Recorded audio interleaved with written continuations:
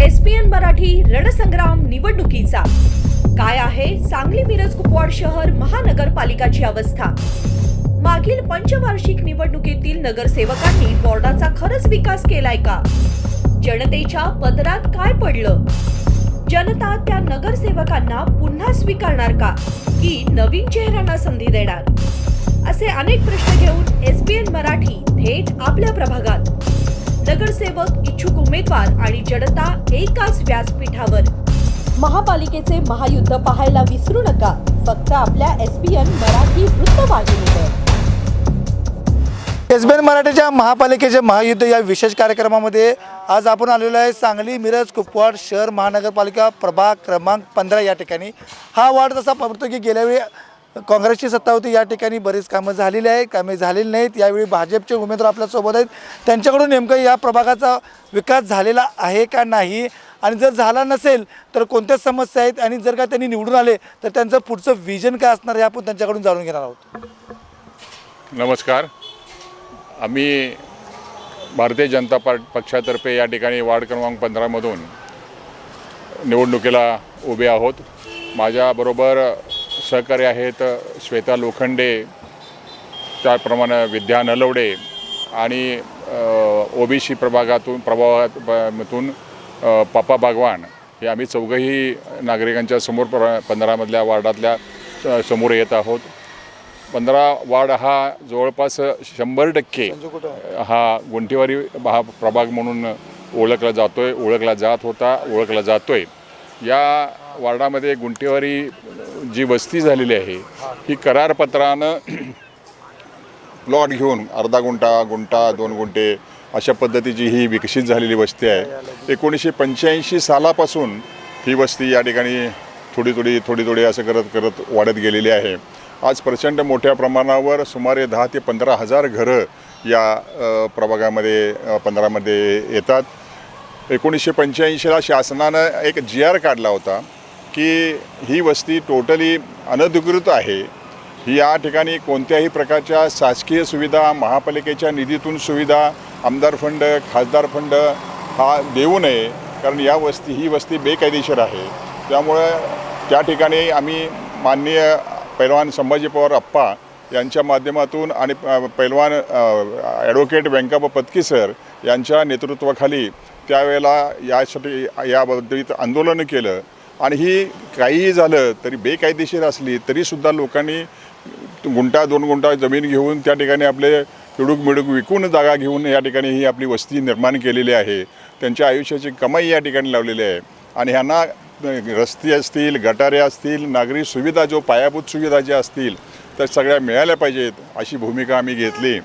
आणि त्यानंतर या ठिकाणी प्रचंड असे मोर्चे, आंदोलनं या माध्यमातून शासनाविरुद्ध तो GR मागे घ्यावा याबद्दल आंदोलनं केली आणि त्यानंतर मात्र या ठिकाणचा गुंठेवारी कायदा निर्माण करण्यात आला। गुंठेवारी नियमितीकरण, श्रेणीवाढ आणि नियंत्रण अशा पद्धतीचा 2000 कायदा महाराष्ट्र शासनानं अस्तित्वात आला।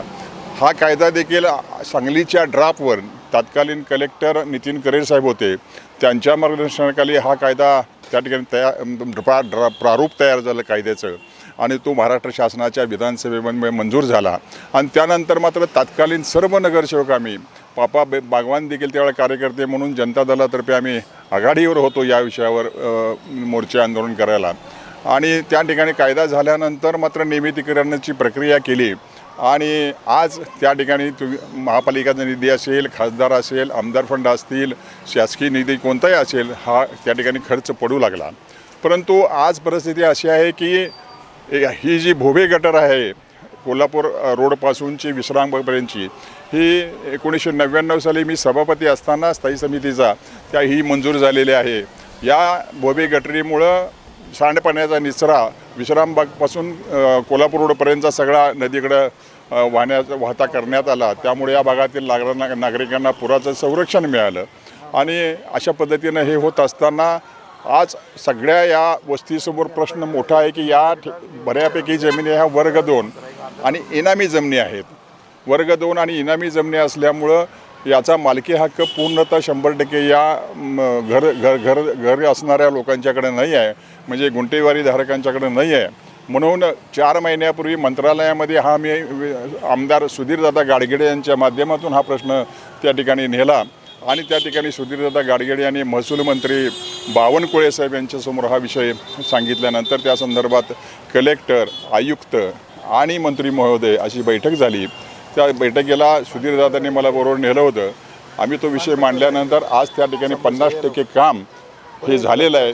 म्हणजे ही जी गुंठेवारीतील घरं आहेत मोठ्या प्रमाणावर जी करारपत्रानं त्या ठिकाणी ती जमीन व्यवहार झालेले आहेत, हे पूर्ण 7-12 इंची या लोकांची नावं लावण्याचं काम त्या ठिकाणी 50% 60%पर्यंत आलेलं आहे. उरलेलं जे काम आहे ते लवकरच 6 महिन्यात होईल आणि या संपूर्ण वस्तीमधील घरं जी आहेत यांचं 7-12ला नाव लावण्याचं काम आमदार सुधीरदादाच्या माध्यमातून आणि भारतीय जनता पक्षाच्या आमच्या माध्यमातून आम्ही चौघंही निवडून आल्यानंतर हे काम शासनाकडं मार्गी लावू दादांच्या माध्यमातून, आमदार दादांच्या माध्यमातून, असं या ठिकाणी प्रथमदर्शनी मला सांगावंसं वाटतं. सर्वात महत्त्वाचं म्हणजे हा विस्तारित भाग आहे, जास्त करून गुंठेवारी भाग आहे. गुंठेवारी निर्मिती करण्याची पण कामे सुरू आहेत, इनामी चालू आहेत, नावंसुद्धा 50% लागलेले आहेत. यापुढं जर काय आमचे उमेदवार निवडून आले तर ते सुद्धा मार्गी लावण्याचा ध्यास या ठिकाणी उमेदवारांनी केलेत. आता काही महिला उमेदवार आहेत, आपण त्यांच्या प्रतिक्रिया जाणून घेऊया.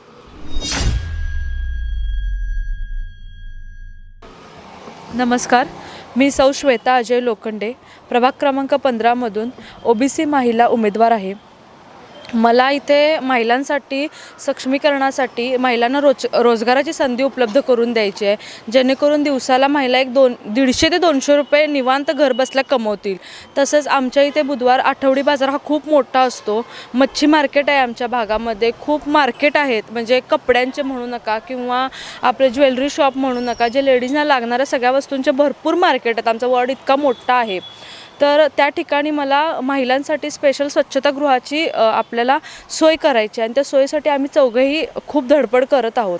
आम्ही आज तोंडावर इलेक्शन आहे किंवा इलेक्शन आहे म्हणून 15 दिवस आम्ही प्रचाराच्या माध्यमातून हे सांगत नाही आहे. हे गेले आम्ही 2-2.5 महिने झाला आम्ही ह्या गोष्टींसाठी प्रयत्न करत आहोत. आज आपल्या भाजप सरकारच्या ज्या काही योजना आहेत त्या योजना गेली 6-7 महिने आम्ही चौघेही राबवत आहोत. आमचं पॅनलही अजून तयार नव्हतं, आम्ही कोणीही चौघे एकमेकांना ओळखत नव्हतं, पण आपापल्या परिणाम आम्ही सगळेजण प्रयत्न करत होतो. जे महिलांसाठी म्हणा किंवा घरच्यांसाठी आभा कार्ड आयुष्यमानची जी सोय आहे ती आम्ही घरबसल्या महिलांना दिलेली आहे. प्रत्येकाच्या घरापर्यंत योजना पोचवल्या आहेत. वयोवृद्ध योजना जी 65 वर्षाच्या वरील महिलांसाठी ज्येष्ठ नागरिकांसाठी आहे तीसुद्धा आम्ही घरोघरी नेऊन पोचवल्या आहेत. ठीक आहे. महिला सक्षमीकरणाचं काम करणार असल्याचे उमेदवारांनी सांगितलेलं आहे. आणखीन काही आपल्याकडे उमेदवार आहेत, त्यांच्या प्रतिक्रिया आपण जाणून घेऊ.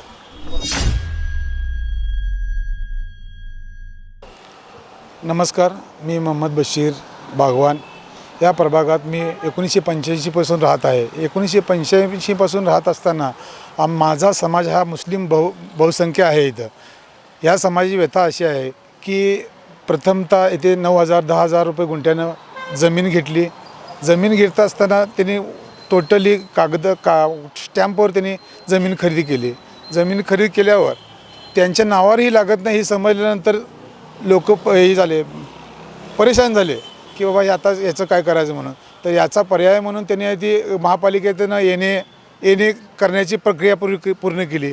येणे करत असताना असं लोकांच्या ध्यानात आलं की बाबा याच्यावर मार्की वतनी जमीन आहे, हा बी एक मोठा प्रश्न होता. तो मार्की वतन प्रश्न मार्गी लावण्यासाठी माननीय सुधीरदादा गाडगीळ यांच्या नेतृत्वाखाली आम्ही त्यांचं मंत्रिमंडळाला भेट दिली. त्यावेळी त्यांनी बोलले की ह्या इलेक्शननंतर आम्ही 6 महिन्यात हा प्रश्न मार्गी लावू. तर याबद्दल माझ्या समाजाला जर ह्याच्यातून मला जर मार्गी लागण्याचा संधी मिळत असेल तर मी त्यांचे खूप खूप आभार मानेन. आणि ह्याच कामासाठी आम्हाला उमेदवारी मिळालेली आहे. ती इथून पुढे आम्ही हे काम आहे ते निश्चितपणे पूर्ण करू मार्गीच. मुस्लिम समाज जास्त प्रमाणात या ठिकाणी आहे. त्यांचे प्रश्न जे आहेत ते मार्गी लावण्याचं काम आम्ही करू. जर का उमेदवार आम्हाला नागरिकांनी जर निवडून दिलं तर ते करू.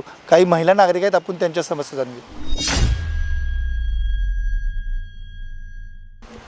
नमस्कार. प्रभाग क्रमांक 15मधून मी सौ विद्या गजानन नलवडे. मी उमेदवारीसाठी उभी आहे. आता आम्हाला भाजप सरकारने ही संधी दिलेली आहे, पण या संधीचा आम्ही नक्कीच फायदा घेणार आहे आणि सर्वांच्या सुखसोयींचा पहिला विचार करणार आहे. पहिल्यांदा आम्ही महिलांसाठी सक्षमीकरणाचा उपाययोजना करणार आहे. दुसरी गोष्ट, वृद्धांसाठी जे उद्यान आहे तिथं वॉकिंग ट्रॅक निर्माण करणार आहोत. पुन्हा मुलांसाठी म्हणजे खेळण्यासाठी जी खेळणी आहेत आणि वृद्धांसाठी बसण्यासाठी जे बाकडे वगैरे आहेत ते सगळे करणार आहोत. आणि दुसरी गोष्ट, आम्ही सगळ्यांना, सर्व नागरिकांना स्वच्छ आणि सुंदर पाण्याची व्यवस्था करणार आहोत. गटारीसाठीचा पण व्यवस्था करणार आहोत. आणि हे आम्ही नुसतं आत्ता इलेक्शन आहे म्हणून म्हणत नाही आहे, हे आधीपासूनच आम्ही सगळ्यांनी ठरवलेलं आहे आणि हे आम्ही जे बोललेलं आहे ते सगळ्यांना पूर्ण करून दाखवण्याची मी हमी देत आहे. आणि आत्तापर्यंत ज्या लोकांनी आम्हाला म्हटलेलं आहे की बाबा या सगळ्या गोष्टी तुम्ही खरंच करणार आहात का, तर त्या नागरिकांना मी सगळ्यांना अगदी नम्रपणाने सांगते आहे की ज्या आम्ही सगळ्या गोष्टी आत्तापर्यंत बोललेल्या आहोत त्या आम्ही चौघंजणसुद्धा करून दाखवणार आहोत. आणि भाजप सरकारमध्ये आता देवेंद्रजींनी सांगितलेलं आहे की सांगलीमध्ये स्वच्छता अभियान करणार आहे, सांगलीमध्ये नवीन काही उपाययोजना करणार आहेत, IT पार्क करणार आहेत. या सगळ्या गोष्टी त्यांनी जशा बोललेल्या आहेत तसं आम्हीसुद्धा करून दाखवणार आहेत. आणि आत्तापर्यंत नागरिकांनी आमच्यावर जो विश्वास ठेवलेला आहे भाजप सरकारवरती, आणि लाडली बहीणचं त्यांनी सगळ्यांना दिलेलं आहे. भाजप सरकारने फक्त लाडकी बहिणीचं सगळं आत्ता सध्या दिलेलं आहे. आत्तापर्यंत 1500 रुपये आहे, त्याच्यानंतर तुम्हाला 2100 रुपये लाडकी बहीणचे सगळ्या भाजप सरकारच देणार आहे. आणि दुसरी गोष्ट, आत्तापर्यंत भाजप सरकारने नुसतंच आश्वासनं दिलेली नाहीत, पण ते त्यांनी करूनसुद्धा दाखवलेलं आहे. आणि म्हणूनच माझी सगळ्यांना विनंती आहे की आम्हाला 4ही उमेदवारांना तुम्ही एक संधी द्यावी आणि ती संधी आम्ही परिपूर्ण करू. नमस्कार. भाजपने जी काही विकास कामं केलेली आहेत आणि ज्या काही शासनाच्या योजना ज्या काही राबवलेल्या आहेत त्या आम्हाला उपयोगाला पडतील आणि आम्हाला निवडून द्या असं या महिलेचं. आणखीन आपण उमेदवार आहेत त्यांच्याकडे प्रतिक्रिया जाणून घेऊ.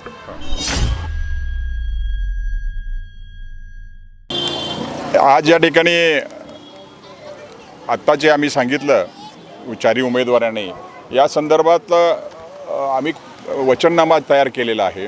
आत्तापर्यंतच्या कालावधीमध्ये आमदार सुधीरदादा गाडगीळ हे 10 वर्षामध्ये या ठिकाणी आमदार आहेत, सातत्यानं सांगलीचे आमदार आहेत. सातत्यानं या ठिकाणी त्यांनी रस्ते असतील, गटारे असतील किंवा ड्रेनेज व्यवस्था असेल किंवा इतर सोयी सुविधा असतील, पायाभूत सुविधा असतील, या सोयी आहेत. नगरविकास मधील कामे असतील, त्याप्रमाणे दलित वस्तीमधून काही निधी मिळून केलेली कामं असतील, स्थानिक विकास निधीमधून आमदार फंडातनं केलेली कामं असतील, त्याच पद्धतीनं दलित वस्ती डॉक्टर बाबासाहेब आंबेडकर योजनेअंतर्गत सुचवलेली कामं असतील, त्याच पद्धतीनं 2019 ते 2024-25पर्यंतचा जो त्यांचा स्थानिक विकास निधी आहे, या माध्यमातून जवळपास 15 कोटीची कामं या वार्ड क्रमांक 15मध्ये आमदार सुधीरदादा गाडगीळ यांनी केलेलं आहेत.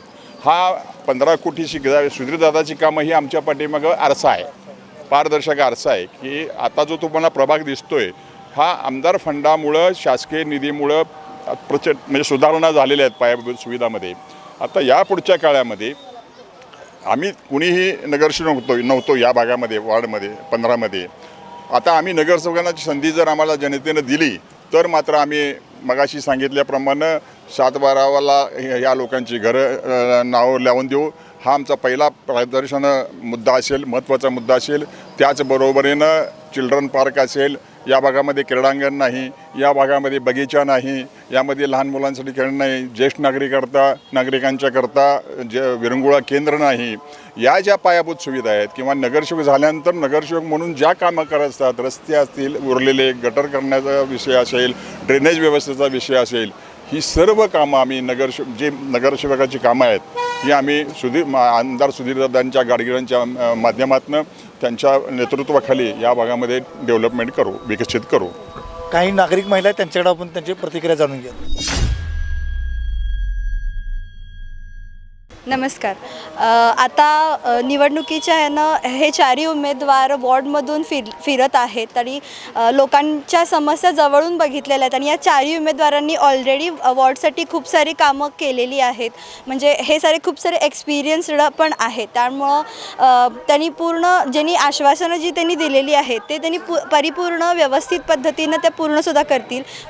भारतीय जनता पार्टीनं त्यांच्याकडून एक विश्वास म्हणून त्यांना उमेदवारी दिलेली आहे. तुम्ही या चारही उमेदवारांना संधी देऊन बघा आणि हे तुमच्यातलेच एक जण आहेत आणि ते तुम्ही त्यांना फ्रीली तुमचं जे काही मत आहे ते सांगू शकता. तुमच्यातलेच एक जण आहे, त्यामुळे तुम्ही व्यवस्थित तुमच्या ज्या काही समस्या आहेत त्या तुम्ही व्यवस्थित पद्धतीनं त्यांच्याकडं सांगू शकतात आणि नागरिकांच्या ज्या काही समस्या आहेत त्यांनी मुक्तपणे ह्यांना सांगितलेल्या आहेत. तर ते एक फ्रीडम त्यांच्याकडं नागरिकांना मिळालेलं आहे आणि त्यांनी समाधानकारक उत्तरंसुद्धा दिलेली आहेत नागरिकांच्या समस्येवर. आम्ही लोकांच्या समस्या लिटरली बघितल्या आहेत. म्हणजे एकेका छोट्या गल्ल्यांमध्ये इतकी छोटी छोटी मुलं आहेत, पाण्याच्या समस्या आहेत, डांबावरच्या लाईट ही एक खूप बेसिक गोष्ट आहे. तीसुद्धा जर सांगलीसारख्या शहरात मिळत नसेल तर मग खरंच विचार करण्यासारखी गोष्ट आहे. त्यामुळं मला असं वाटतं की या चारही उमेदवारांना तुम्ही नागरिकांनी एक संधी द्यावी आणि भारतीय जनता पार्टी तुम्हाला निराश करणार नाही ही गरज म्हणजे अपेक्षा आहे. उमेदवार आहेत त्यांच्याकडे नमस्कार. आमदार फंडातून मान्य सुधीरदादा गाडगीळ यांनी पट्टीसाठी जो निधी गोळा केलेला आहे म्हणजे मान्य केलेला आहे त्यातून आमच्या भागातसुद्धा म्हणजे माझ्या स्वतःच्या घराजवळसुद्धा पुराचं पाणी आलं होतं. त्यावेळेस त्यासाठी आम्ही प्रयत्न करणार आहोत. म्हणजे आपलेच आमदारच भाजपचे आहेत, मुख्यमंत्री पण भाजपचे आहेत आणि पालकमंत्री पण भाजपचे आहेत. त्यामुळे विकासाचा जो निधी आहे आपल्याला काही इतरांसारखा खेचून वगैरे आणायची गरज नाही आहे. त्यामुळे जनतेनं हे लक्षात घेतलं पाहिजे की आम्ही 4 उमेदवार जर ह्या वॉर्डामध्ये निवडून आलो तर आपल्या ह्या वॉर्डाचा विकास हा 100% होणार आहे. कारण आपलेच आमदारच भाजपचे असल्यामुळं आम्हाला विकासाचा निधी हा लगेच मिळणार आहे. आणि आपल्या इकडं जो डांबावर लाईटीची सोय अजिबात नाही आहे. 8-8 वाजले तरी लाईट रात्रीची लागत नाही डांबांवर. काही ठिकाणी ही अवस्था आहे. ज्या ठिकाणी आता आम्ही प्रचारासाठी फिरतोय त्या ठिकाणी आम्हाला माहिती आहे व्यवस्थित पाणी पुरवठा नाही आहे. त्यामुळे आम्हाला हे सगळी त्या लोकांच्या समस्या आम्ही जवळून जाणून घेतल्यात. त्यामुळे ह्या समस्या सोडवण्यासाठी आम्ही प्रयत्न नक्की करू. प्रयत्न म्हणजे 6 महिन्याच्या आत करणार म्हणजे करणार ह्याची मी हमी देते. आम्ही चौघांच्या वतीनं मी सांगते की जनतेनं डोकं व्यवस्थित ठेवून आणि व्यवस्थित विचार करून चारही बटन ही कमळाची दाबावीत. कारण की जनतेला मी सांगू इच्छिते की आमदारसुद्धा आपलेच आहेत, पालकमंत्री पण आपले आहेत, मुख्यमंत्री पण भाजपचेच आहेत. त्यामुळं भाजपला विकासाचा निधी खेचून आणण्याची गरज नाही. त्यामुळे आम्ही चारही उमेदवार जर नगरसेवकपदी निवड झालो तुमच्या आशीर्वादाने तर आपल्या भागाचा विकासच होणार आहे. त्यामुळे सर्वांना कळकळीची विनंती आहे की चारही बटन 15 तारखेला कमळासमोरच दाबा. केंद्रामध्ये सत्ता भाजपची आहे, राज्यात सत्ता भाजपची आहे, महापालिकेत सुद्धा भाजपची सत्ता आली आणि आम्हाला जर का लोकांनी निवडून दिलं तर आत्ताच्यापेक्षा जास्त विकास करणार असल्याचं या उमेदवारांचं मनोगत आहे.